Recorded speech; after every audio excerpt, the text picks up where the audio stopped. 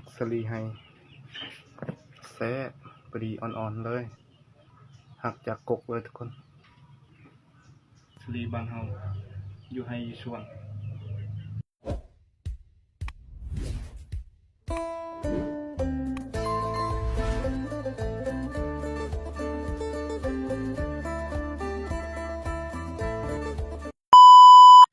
มักสลีทุกคน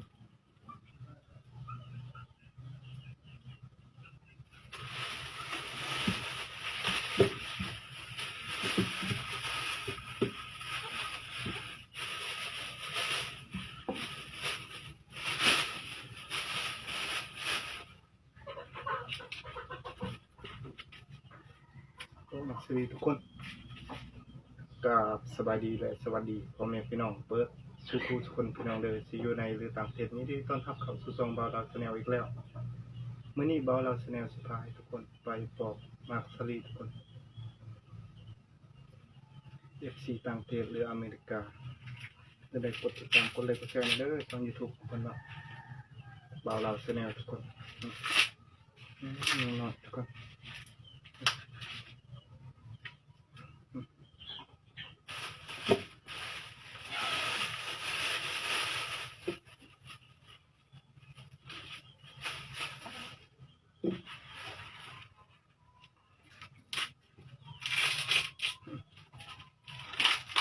เป็นแล้ว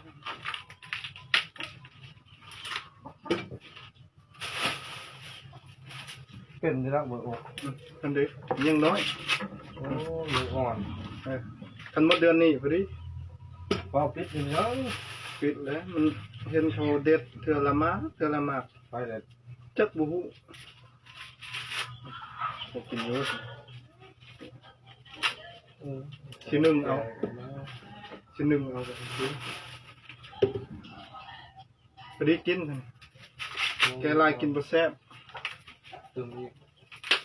บัดเทนี้เนาะบริบทเดือนคืออยู่อย่างนี้คนอยากสแต็กและมักซีรีคนล่อเปาะทรีเน็ตไอดอล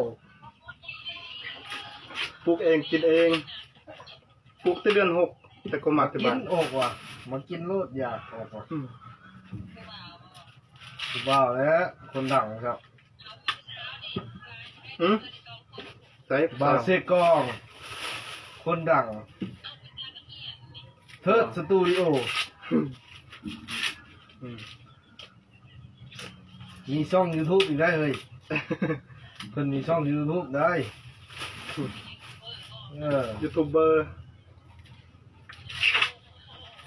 คนดังได้ติดต่อผู้สาวให้เลยยังโสดเด้ออันเดยังโสดเด้อวะตามหาหักแท้โอ้บุกเกินตัวแล้วบัวตัวดอกมีแต่ญาติเข้าตัวเป็นล้านเนาะเห็นไหมโอ้ขันน้องต้มหวานสดีสดีงอนเขาหลักปิดของมันก็ปิดเลยแบะหัวดำลายพดจงไว้บ่ได้แม่หัวรำได้พวกนี้จงไม่ได้มันวะ